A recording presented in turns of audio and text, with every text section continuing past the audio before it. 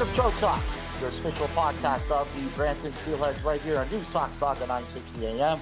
My name is Mike Karafilids, along with Brendan Lang. We're both broadcasters of the Brampton Steelheads, and we have a good podcast on episode 6 lined up for you today. But first, let's start off. Brendan, how are you? I'm doing pretty well, Mikey. Thanks for asking. You know, it's been pretty nice weather here recently, even into September, into late September, going into October. It's still been staying pretty warm out. So I've been playing a lot of golf. Yesterday, I had a tournament with Peel Crime Stopper. Saw some Steelheads representatives out there. Had a quick chat with Mike Hastings on the course, as the Steelheads had a booth there, and they were at one of the holes. So saw him and had a quick stop and chat with him, and then played some golf yesterday. So that was a good time. Other than that, though, you know, it's just kind of the same. Really watching a lot of baseball recently, of course, because of the playoffs coming up. You know, everybody kind of getting everything sorted out, clinched. Shohei Ohtani going on crazy runs. So I've been pretty locked in on that. Other than that, though, you know, just working, and that's pretty much it. I can't wait for baseball to end. First of all, that's me. I seriously, I think the season goes way too long. 120 games, and then 62, 162, whatever it is. It seems like 262. And then you got especially when your team is out of it. That's when it really feels long. Well, the Jays stink, right? Oh, they do, yeah. Like they stink, and I mean that's our team, but right. But they do have a good future ahead of them. I think next year. I think they just have to make a couple of moves here and there, and I think they'll be okay. But baseball, whatever. Shohei, I saw Shohei Ohtani got the 50 and 50. Wow. Probably. Maybe the best game ever in baseball history. He was 6 for 6 with 3 home runs, 10 RBIs, 2 stolen bases, passes 50-50, gets to 51-51 in the same game. Yeah, it's crazy stuff. And he might be available to pitch in the playoffs. That'll be crazy if that happens. Do you think do you think Shohei's gonna be just as effective if he pitches and hits? I think so. Yeah, I think so. I think it'll be pretty similar because he's done it before. I mean, maybe he hasn't got 50-50, but he's obviously shown that he's an MVP caliber hitter while he's a pitcher. So I don't think there'd be much of a drop off. Who knows though? 2 Tommy John surgeries, so you never know what happens after that, and if you're going to be necessarily the same pitcher you were before. But I could see it still working out pretty well. So what about the Dodgers? Are they going to choke again in the playoffs? I hope so. Probably. I hope so. I think they will. I can't stand the Dodgers. Yeah, me neither. I don't know. I think there's not a team that just like jumps out to you in either league that I think is like this team is a world beater and they're going to win the World Series, especially in the American League. I don't really see anybody in the American League that seems that good. But the Dodgers, of course, they're always going to be up there. I think the Brewers, who already clinched, have a pretty good opportunity this year to make a deep run. And then I know I'm leaving. The Phillies, of course, they have the best record in baseball. So the Phillies, they're going to be in there as well. The Diamondbacks have been playing good baseball too. So I think it'll be pretty competitive in the National League. And I don't see the Dodgers making it all the way. They just don't have enough pitching. They don't have enough pitching. Right. What happened to Baltimore? They were doing so well. They're just kicking everybody's behind. And then now they're just losing like crazy. I know they won the other day, but man, I mean, their offense has fallen off a cliff. They have no relievers. They won't. I don't think they'll be going very far either in the playoffs. They stink. They stink too. But I'm not surprised with them actually. So I wanted to, I'm not a big Yankee fan, obviously, and I really wanted them, to really do bad this year. But again, they make the playoffs and they're always good, always around there. Always there. They got the money. They can buy whatever they want and whatnot. So, but hey, baseball playoffs are awesome, right? And that's where, last year, who expected Arizona to go all the way, right? Almost all the way last year. So, I like them. I like them as a team. Yeah, no, everything's good on my side. I mean, same thing here, just working away and stuff like that. Saw my Browns get their first win on Sunday, which was nice. Yeah, woo! And Deshaun Watson was, he wasn't that good to me. He didn't look that good. For the first drive, he looked good, and then after that, it was just not too good. But the defense was really good. I mean, they got a safety on Trevor Lawrence in the end zone. They're pressuring Lawrence like crazy. The Denzel Ward was good. The running game was pretty good for Cleveland. So yeah, I mean, hey, to start, but I don't know. Deshaun, I just have to say it. Deshaun, he's not my guy. He's not my guy, Yeah. man. I Not my think guy. that's a feeling that is felt across Browns Nation. I don't think a lot of people are extremely high on Deshaun Watson. No, they're Of not. course, with the off Trust me. field part of it as well, that goes Mhm. into it too. Yeah, absolutely, absolutely. So yeah, other than that, I had my birthday the other day. Yeah, that's right. I turned a big 20, right? 20. There you go. And it was nice. Yeah, I had my son, and just as long as the family's together and all that kind of stuff, I'm just saying, then that's all that matters, right? So, and the reason why I say that, because I'm very grateful to have him, and we played, and that was it. I had family over, we had family over and stuff like that, and that was it. Really, didn't really do much for my birthday, so. I like it that way. I like it low Yeah. key, right? It's not the way it used to be when you go out every weekend and party it up for his birthday and stuff. I used to do that all the time, right? But now it's just like, you have your family, you have your close friends over. That's all that matters to me, right? So Yeah, yeah. 100%. I couldn't agree more. I've never been a huge birthday guy, like going out and doing stuff on my birthday. Always just, couple close friends, family. That's kind of what I'm doing on my birthday as well. So, All right. So here's my question to you. yes. Out of all the holidays, since we're Okay. talking about family stuff like that, what is the holiday you like the most? It's Christmas, I think is Really? I my can't number one stand holiday. Christmas. All right. Christmas for me, I think that's just the time when everybody gets together and I just like hanging out with everyone. So that's Okay. cool. Thanksgiving also similar. I like Thanksgiving as well. But yeah, I'd say Christmas. How about you? Thanksgiving and Easter. Yeah, Easter's a good one too. That's a tough one to leave off. But Yeah. yes. The reason why is because Christmas, I love Christmas too. I don't despise Christmas. I love Christmas. You kidding me? It's more for the kids and stuff like Right, right. that, and all that and whatnot, right? So yeah, no. But when you look at Thanksgiving and you look at Easter, I like it just the family gets together and you don't have to give presents away and all that kind of stuff and worry about this and worry about that and the stress. It's all about getting together for me, right? Right. So, and that's why I like those two holidays, right? No stress, zero, absolutely zero stress, and just as long as everybody shares the stuffing, we're fine. Especially on Thanksgiving. That Yeah. can be stressful sometimes though if you're not getting enough. Oh, I know. Oh, I know. I've been there. I've been there, and I've seen it because we have pretty big family get-togethers Yeah. yeah, we have a huge family, right? So, and when we get together, we get together. So sometimes that happens where hey, take it too much. I talked about this before. Hey, take it easy on the stuffing, and they turn back and they laugh at you, right? So these people in my family, oh, sorry. No, they say, I'll leave some for you. They say, I'll leave some for you. Okay. And then when you go to get some more, then it's all gone. So at least not enough that you want. Right. Right. Right. All right. So here's what we got coming up on the show today. We're going to talk about the preseason in a whole for the Brampton Steelheads, and we'll talk about the game, the recent most preseason game against the Barrie Colts. And I'm glad preseason is over. I'll talk about just to say that. We're going to talk about Kobe Barlow. I mean, there's some huge rumors going around that he's going to go somewhere, and we'll talk about that as well. And, well, we're going to have our Eastern Conference predictions. We're not going to go Western Conference, folks, because this is a Steelheads broadcast, I guess you could say that. So we're going to keep it East, right? So I notice everybody's kind of doing, every podcast is doing their predictions and whatnot. But guess what? These are the right predictions coming up here, this podcast, 100%. So we're going to talk about that.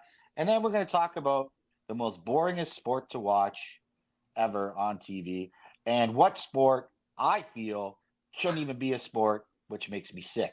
So we'll talk about that as well. Okay. So that's what we're going to talk about in episode 6 here of Trout Talk, right here on News Talk Saga 960 AM. So, yeah, Brendan, I mean, you look like you've been golfing, but where's the tan, man?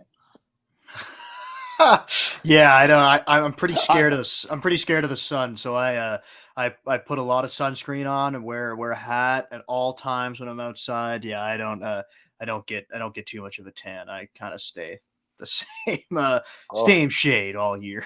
right. Well, you're lucky because I tan easy. I don't know. Yeah. I mean, if I go outside for like 10 minutes or 15, no, I mean, for about an hour, hour and a half, I'll get a tan.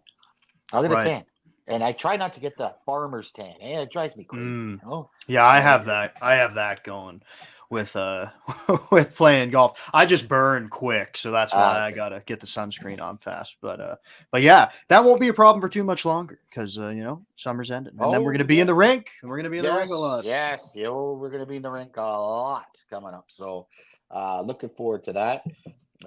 Yeah, man. So the season's just around the corner, but I mean, let's talk. Well, I mean, let's Let's just talk talk about it in the preseason. beginning. Yeah, Yeah, let's yeah. talk some preseason, right? So, in a whole, what did you think about the Steelheads preseason? Let's talk about that first. Yeah, we'll get into it. So, of course, they win just the one game. They win yesterday at the time of recording this. So their final Hmm. preseason game that was played on this past Thursday, 2-1 against the Barry Colts. But again, wins and losses, they don't really matter too much in the preseason. It's just good to see some of these young guys. Manny Amato gets on the board. He gets his first goal. Technically in the OHL, I know it's preseason, but still, that's going to build some confidence going forward for some of the young guys. You get a look at some of the new players, some guys that are maybe trying to make the team. As a whole, though, I think it was a pretty successful preseason for the Steelheads. And a lot of players, of course, were away in training camps. You had 10 players go. I know a few of them have come back already. Hmm. Jack Van Volsen, who's back, he was in the game yesterday. So I think as a whole, it was pretty successful. And we've talked about it before, where if you can get out of preseason with everybody healthy, that's the biggest success. And I think so far, everybody's healthy, knock on wood, at least to my knowledge. So I think that's the most successful aspect of it. If everybody can get to the season and it's not too far away now, I guess a week today at the Right. time of recording this. So if everybody's healthy, I think that's a success.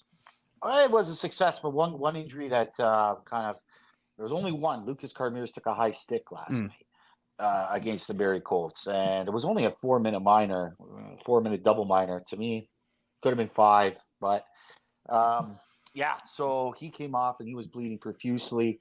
Apparently, the trainer I didn't see Ben Brower on the ice, but apparently he was looking for a tooth.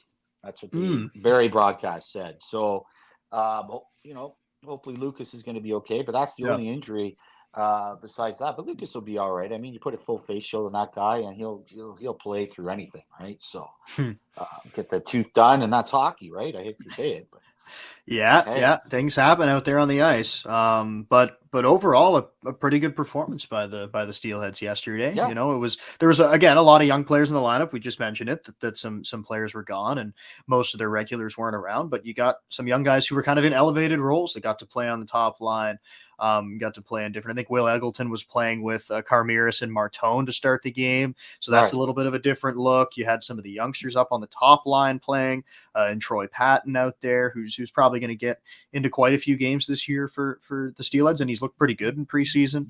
But an overall sort of good, complete game. They're outshot a little bit, but good to see Ivan Kovic back in the net as well, oh, and making some big stops in that game yesterday. So he that's was. definitely a positive going into the game, going into the season, I guess I should say. Yeah, he was. I mean, he was top notch. He made 36 of 37 saves, and he looked like he's ready for the season. But yeah, he was great last night. Phenomenal. Made a couple great stops, like first class stops. I mean, we know Jack can do. But you know what impressed me about the preseason, and again the rookies, we talked about it. But a couple guys that have really impressed me. Of course, we talked about Troy Patton, who's both impressed us. But Mhm. how about Owen Cartwright back in his Yeah. own zone? Right, playing defense. He's been really playing a good stay-at-home defense, right? And he's tough. He's been able to hit, to take the hit for a 16-year-old. So, and another guy that really impressed me last night was Kieran Wachowski. He was all over the place last night. I mean, he was like a human bowling ball, hitting everything in sight, right? And you can see, like he's not scared, and his shots gotten a lot better. A couple times he went hard to the net and didn't score, but those are the things you like to see in the preseason from the young guys, right? And they really And Vakulik as well. Vakulik looks like Yeah, he's he's looked gaining good. more confidence, Hmm. right? His forecheck was really good last night. Really good, right? I know it wasn't, the 2A teams or anything like that, but again, this is the preseason, and this is what it's all about the young guys getting to play, because you never know how deep this Steelheads team is. But if somebody goes down, you got to be ready. These guys That got to be ready.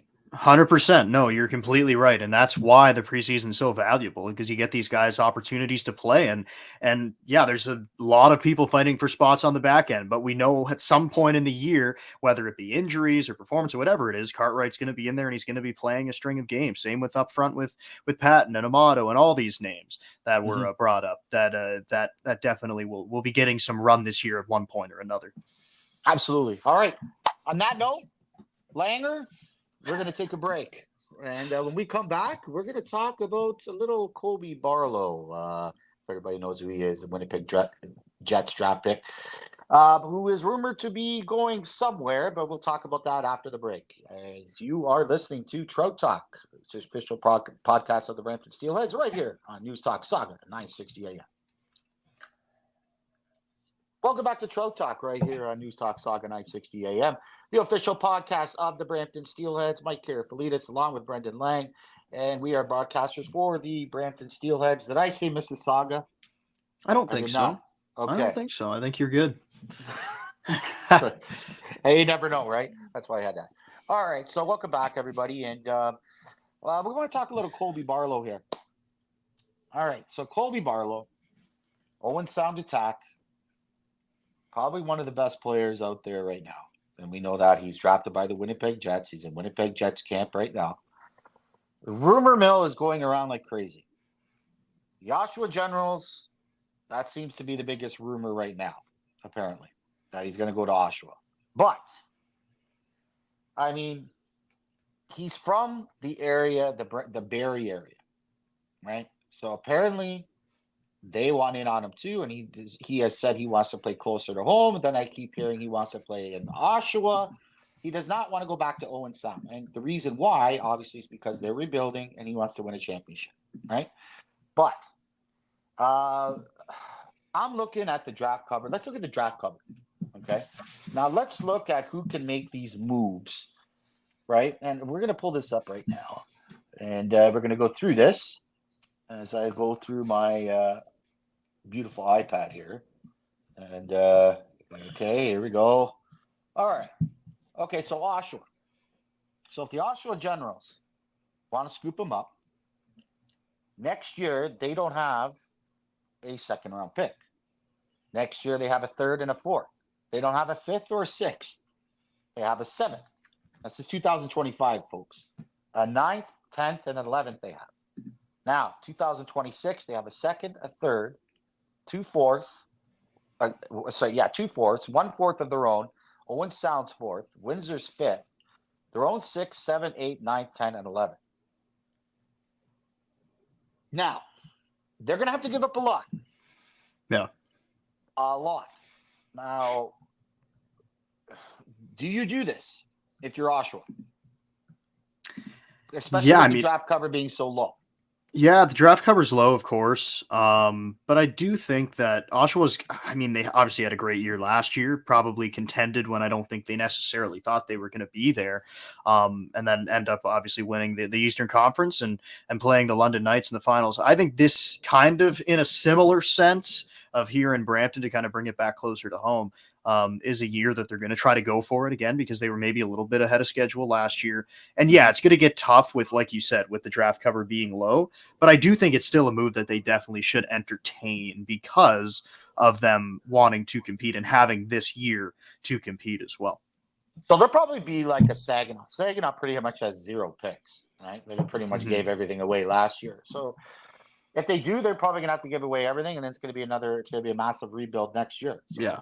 I mean, it's all in or all or nothing, right? So, but that's the biggest rumor. But if he goes to Barrie, Barrie's got a lot of draft picks still in their cupboard to play with. So it's going to be interesting to see what happens with Colby Barlow. But if he does go to Oshawa, I could see a couple players going the other way as well. To Owen Sound, a team that's rebuilding. of course, a very, Yep. very, very young team. I mean, big time young. So, I mean, I think one of their oldest guys is uh, Carter George, right?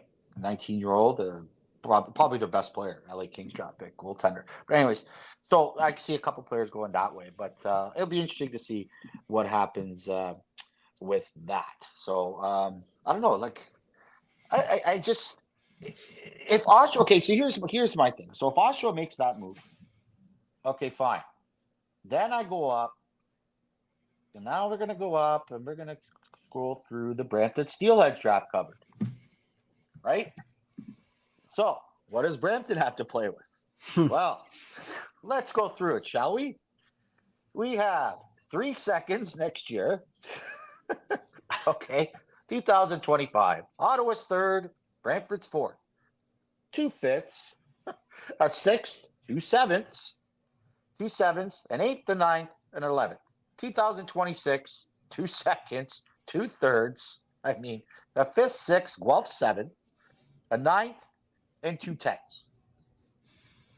Now, okay, so what I'm trying to get to is, say if Oshawa does acquire Colby Barlow, fine, but the Steelheads have the draft cupboard to acquire maybe 2 or 3 really, really good, hard-nosed, dominant players with this draft cupboard. And you know the Steelheads are going for it this year. Mm-hmm. Yeah, like I said, I mean, it's kind of a similar spot as the Generals. So yes, if they do go out and get Colby Barlow, I still think I think going into the year, Brampton is pretty set with what they have right now, and I think maybe like a fringe addition kind of gets made before the season starts. But I do think that the roster is pretty set. You're talking more so when we get down, further into the year to the trade deadline, and then when there's teams that maybe thought they were going to compete that are out of it a little bit, or things like that happen throughout a season. So there could be some guys that become available. And yeah, with the draft cover that you mentioned, I mean, just having 3 second round picks this year, 2 next year, a lot of high end picks that could go another way. So, I mean, yes, the Steelers could easily make 2 different trades. Easily. Now, I'm not saying 2 trades to trade for like complete star players, but 2 trades to trade for guys who will be extremely or will contribute helpful a lot. Yes. They will contribute quite a bit to the roster. And of course, an OA spot still available as well. So that's also something to look at. Yeah, there you go. I mean, that OA spot, I mean, that's going to be interesting to see what James Richmond does with that OA spot, right? So, and assistant general manager Mike Doyle and everybody, they all get together and talk about it, of course. But it's going to be interesting because who's, as you said, who's going to be out, who's going to be, selling, who's going to be adding, right? So, I mean, yeah, I can see maybe the Steelers making maybe a little tweak, maybe here and there before the season starts, but the real season's going to start right after the trade deadline. Who's in it, who's not, right? And that's what I always say. The real season always starts after the trade deadline. And I expect the Steelheads to be up there, and we'll talk about our predictions and whatnot. But before we get to predictions, before all this kind of stuff, I just want to say these are predictions, ladies and gentlemen, and it's before the season, of course. We're prognosticating, and everybody prognosticates. So take it easy if we don't say your team's up there and stuff like that. If you watch this, I mean, what do you think, Langer? Yeah, no, that's good. I think that's how it should always be. I mean, predictions, it's so hard to predict. I mean, especially with Excuse me. in junior hockey, especially so hard to predict in junior hockey. So many young players. I think you just never know like what players can take a jump from year to year. Like there's just so many variables that go into it. So it's really difficult to predict. And yeah, like Absolutely. you said, it's they're just predictions, and it doesn't necessarily mean that they're going to be true. It's not like what we say just happens. So. Right. Yeah, that's kind of where it is, but it's just a fun exercise to do, to just kind of see, where you think the teams are going to be, and then compare it at the end of the year and see if you kind of had a right sense. Yeah, you look at 2 years ago. I mean, just to add on to what you're saying, 2 years ago, the Peterborough Petes, like everybody expected them to like really, really be bad all year season long, and all of a sudden they had it, right? Yeah, and I Sarnia State. mean, even the other way too with with the Steelheads a few years back. Remember, they were in the top 10 in the CHL rankings. Yeah. And then, partway through the year, just it didn't work out for whatever reason. They had to pivot. They had to sell pieces off. Like, I mean, that Yeah. stuff happens all the time. We can talk a little bit about the new CHL rankings with the Yes, Steelheads of up there in course. number 2 behind Medicine Wow. Hat. So that's a Yeah. pretty big pat on the back to James Richmond and staff and putting that team together. Unbelievable. Number 2 in the CHL top 10. And number 3 were the London Knights. Oshawa Generals are in the top 10. So over the Brantford Bulldogs. Brantford, yeah. Four OHL teams in the top 10. I've never seen that, but I've And never seen that before. three in the Eastern Conference. That's crazy. Yeah. I've never seen that before. Never seen it. So it'll be interesting to see how that plays out, man, because especially the East. The West isn't they're not that strong this year. The tides have turned. Now it's the East that's strong. The West, still, it's London and who else? I mean, I can't think of anyone else really. I mean, Flint. Yeah. I kind of like Flint a little bit. Yeah, they're young, but I mean, they could be good. I think Sault Ste. Marie, might be around there as well. They were good last year, so I like middle of the pack. I feel like they're kind of sitting around. But yeah, London, they're always going to be up there. It doesn't matter what year it is, what happened the year before. It's always going to be London in the top 3. They probably win that conference this year, I would think. I know we're not going into Western Conference predictions per se, but I think it's pretty safe to say that a lot of people would pick London to win that conference. Yeah, I mean, Easton Cowan, if he comes back from the Leafs, this team is absolutely stacked. But the only thing to me is probably the goaltending. I would say probably for the London Knights, Wilmore. They have a lot of confidence in this kid, right? And we've seen him once last year. He played in when they were the Mississauga Steelheads. He played okay. Not spectacular, whatnot. I thought the Steelheads could have won that game, but there was a couple of mistakes, but whatnot. We won't get into that. But I don't know. Owen Wilmore. I mean, what do you think?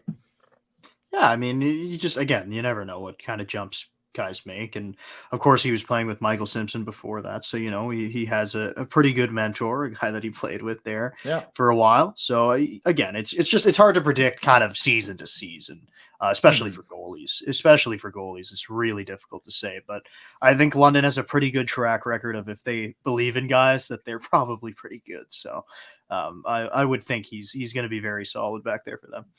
Yeah, totally. Yeah, I think so too. I think he'll have a good defense in front of him, but we'll see.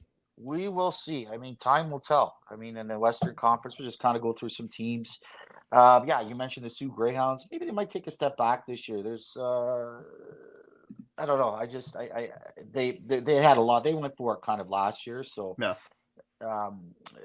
So I don't know. It's tough to say. I mean, the West. Yeah, I feel like Kitchener, of course, they're selling off as well, so they're going to be, a little further down too. But you never know. Again, yeah, possibly. We'll never. You never know. Could be coming. Erie again. That's another team. We thought they'd be better last year than they probably ended up being. So it'll be interesting to see the Western Conference. Really, I think it's pretty wide open. Besides London, so there's a chance for some teams to really turn it on and have a good year.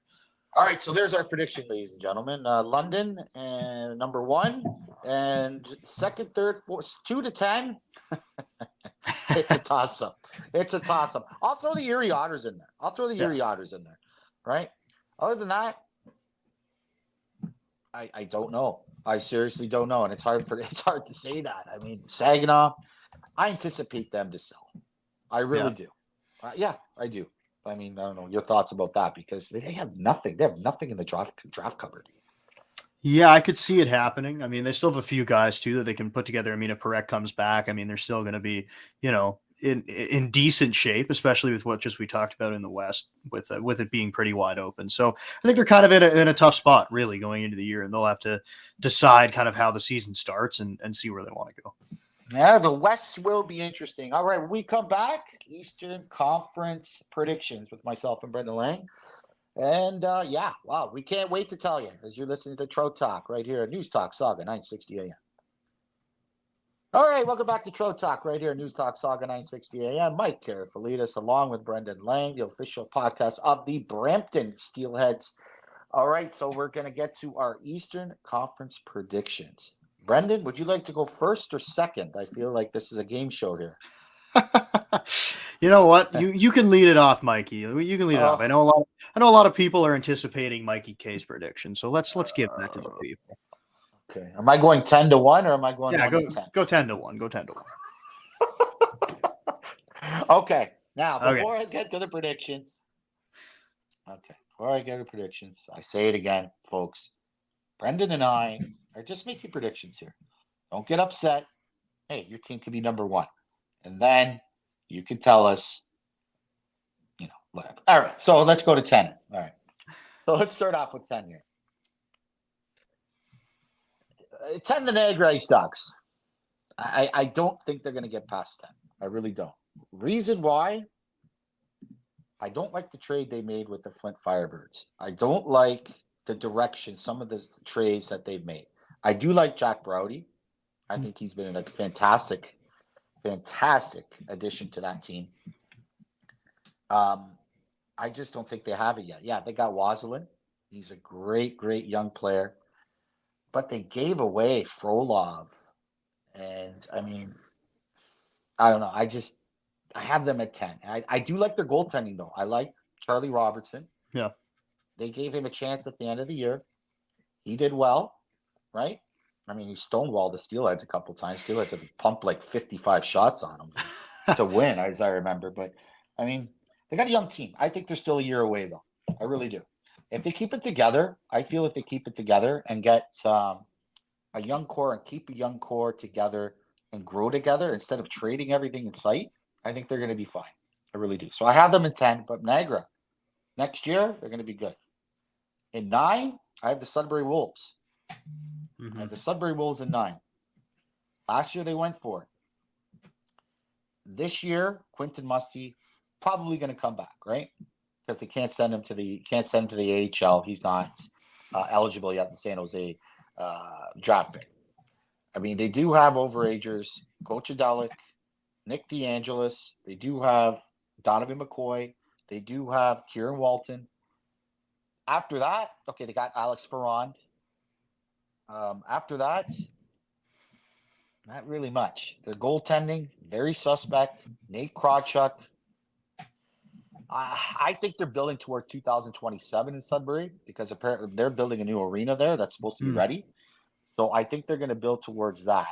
And I think they're going to try to go for it then. So Sudbury's going to take a step back. But, yeah, so there's my number 10.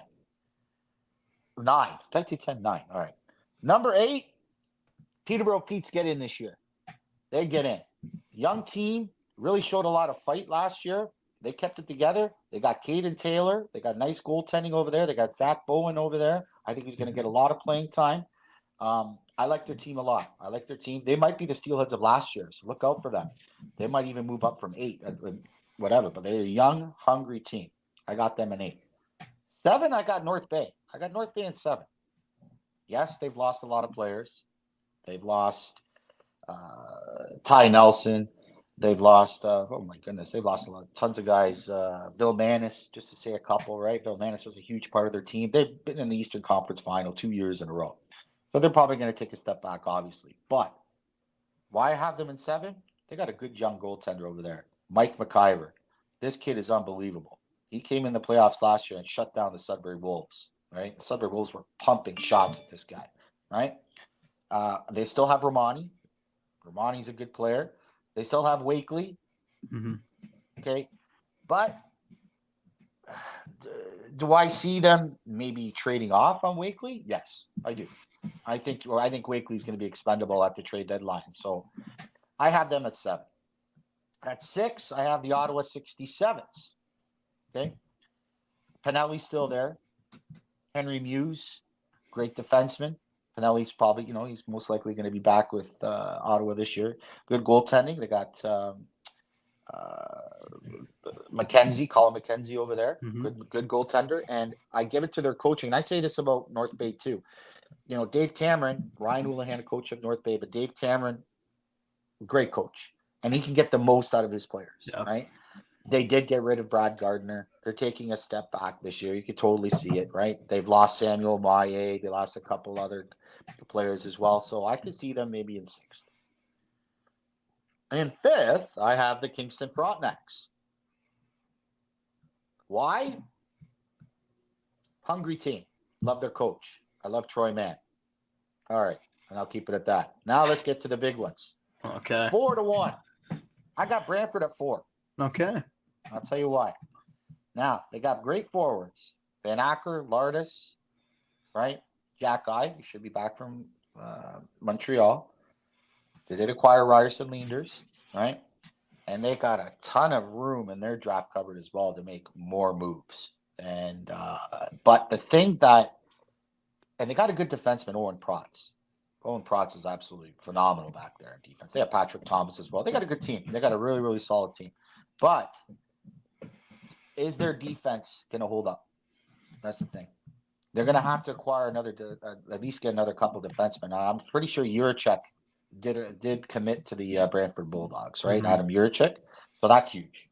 But other than that, it's going to be tough back there in that back end. They're going to be playing a lot of guys, so we'll see. But they have a great coach in Jay McKee. Jay McKee, probably one of the best coaches in the OHL as well, and he gets the most out of his guys. So I have them at 4. Number 3, the Barrie Colts. I have them. Look out for these Barrie Colts, man. I'm telling you. They acquired Gardner, Bertucci. They have, they have Akey in there. They have Jelsma, right? They got Hemming, who just came over from the Dallas Stars, their import, who's going to play. They got a nice team, and another team that has a huge draft cupboard. And how about the goaltending, Sam Hillebrand? We know about him. Oh, we know about him. Yes, he's a former emergency backup for the Steelheads. So I have them at 3. I think great coaching as well, Marty Williamson. I think they're going to be number 3 this year. That's my opinion. Number 2. Are you ready? I'm ready. Give it to me. Okay. Oshawa Generals. Okay. Now, we talked about this before, but I'm going to talk about it again. Great forwards. They got great forwards, of course. Man, really, really good forwards. Robrick, if he comes back, Robrick might get an AHL. He might get an AHL contract, right? He's an overager. Seneca, Danford. Yeah. Where should I keep going here? I mean, they're loaded, right? If they get Colby Barlow as well. Okay, fine. But again, I go back to the draft cupboard with the Oshawa Generals. If they acquire Barlow, which it's looking like they might, then who are they going to get? They're not going to have much. They're not going to have much in that draft cupboard to do any more, right? To get their needs at the trade deadline, whatever it is, right? They could decide to go without a trade, and it happened to London Knights last year. They didn't have to, right? Because they made 13 in a row, and then didn't make the trade deadline. So I have them at number 2. And of course, at number 1, it's the Brampton Steelheads. No, I'm not being biased. The number 2 ranked team in the CHL top 10. I have them at number 1 in the East. Lots of depth. Where do we start? Carson Rakoff, Porter Martone, Angus McDonnell, Luke Misa. Help me out here, Brendan. I can just keep naming names like crazy here. So Lucas Carmiers. You can go on the back end. Talk about Finn Harding. Spencer Sova just brought over. Spencer Sova. Let's see. Parker Von Richter, who's really coming into his own. Stevie Lescavar, who should be back from camp. And again, I looked at the draft cupboard, and they have one overage spot available, and they can make a couple really, really good moves. So there's my 1 through 10, let's see what happens. All right, your turn, my friend. All right, I'll run through this a little bit quicker. We don't have a ton of time, and a lot of the points that I'm gonna say too is you've covered a lot of it. So I'll run through my I'll run through my 10 through 1. Okay, so we're gonna have the same at number 10. For a lot of the points there, I think the Ice Dogs are still another year away. Like you said, a lot of young players there. So I do believe that they can sort of get out of this rut that they've been in. Like, I think that it's possible with the core that they have, with maybe a couple more draft picks coming in there a season from now, I could see them being a playoff team a year from now. You talk about the goaltending as well. That's pretty strong too. So I Mhm. could see that happening. But for this year, I have them still in 10th place. In ninth place, I am going to go with the North Bay Battalion, actually. Ooh. I think they're going to talk about falling off a little bit. Again, they made a run for it the past 2 years, being in the Eastern Conference Final both years. Dallin Wakely possibly being moved at some point this year. I could see them being a team that maybe gets off to a bit of a slow start and then decides to deal some pieces off. And that's why I think that they probably slip down into that spot. Peterborough, for me, I like what you said. I think that they kind of make a run back into the playoffs this year. Really young team there, and I don't know if they're going to be up to the heights that maybe the Steelheads were a season ago with the young players, but they put on a pretty good performance at the end of the season last year. So I like them in eighth place. Sudbury for me, or sorry, in eighth place. Yeah, Sudbury for me in seventh place. You talk about still the guys that they have up front when you mention Coach Adelic and Alex Ferrand, who you put in there. Why am I forgetting the Kieran Walton. player It's Kieran okay. Walton? Thank you. Yeah, if there's a few more names up there on offense that I think will be still putting up some numbers enough in an offensively driven league in the OHL for them Right. to still be in the seventh spot. For me, in the sixth spot, I have the Kingston Frontenacs. I don't know if there's a whole lot to say here. I feel like Ottawa and them are pretty interchangeable. I like their coach as well, Troy Mann, who took over halfway through last season. I think that he's a guy that can definitely put something together here, get the systems working a little bit better than maybe we saw early on in the year last year. So I can Mhm. see them in sixth. Ottawa, you talk about Dave Cameron. I just think anytime that he's behind the bench, he's going to get the most out of his players, like you Oh said, and yeah. he's going to find a way to keep them in relevancy and have them around the top five of the conference. So I like Ottawa at five, and then number four. Let me find this here. Number four right now, I have the Barrie Colts. I have the Barrie Colts at number four. Ooh. Yeah, Ooh. so a little change from what you were saying there. But yeah, the Barrie Colts at number four. Obviously, it was a preseason game. We saw quite a bit of their team in Brampton when they played. I do think they have a lot of good talent up front. Sam Hillebrand, of course, you talk about him anytime he plays the Steelheads, absolutely kills them. So I do think they're in fourth. For me, in third place, I'm going to say Oshawa, which kind of Ooh. shows you what I think about the top two teams here. But Oshawa, I it's so tough. I mean, they could really be anywhere in the mix, but I'm just I'm gonna go with having them in the third spot. One thing though that I should say is, and something that you didn't mention too, is Jacob Oster, who absolutely turned it on Right. last year. Now as an overager as well, he's gonna be even better than he was a season ago. So for me, I could see them being in second or third, but I'm going to go with third. And then the reason I have Brantford in the second spot, you mentioned all what they have up front when you talk about Merrick Van Acker and having Jack I come back and all those names. But just for me, the move to get Ryerson Leanders is so huge for them to have one of the best goalies in the league back there. And you talk, yeah, maybe the defense might have a few holes in it, but I could see him kind of bailing out some of those holes and making some of those holes look a little bit smaller. And then Brantford can make some moves as well. Like I think that they have Yeah. a lot of room to improve too. So I like Brantford at number two, and then we both have the Steelheads at number one. Yeah, okay, it might be some bias in there, of course, but we do both have the Steelheads at number one. I just think with the talent they have and not even and the young talent too, like a team that has been together now for it's about their, I guess, last Third year was year their together. first full season together. You have the half year before Two and a that, but half. yeah, 2.5 years together. Throw in Ivan Kovic, who I think is going to take a big leap this year Hmm. as the number one goalie, getting the number one time in the net.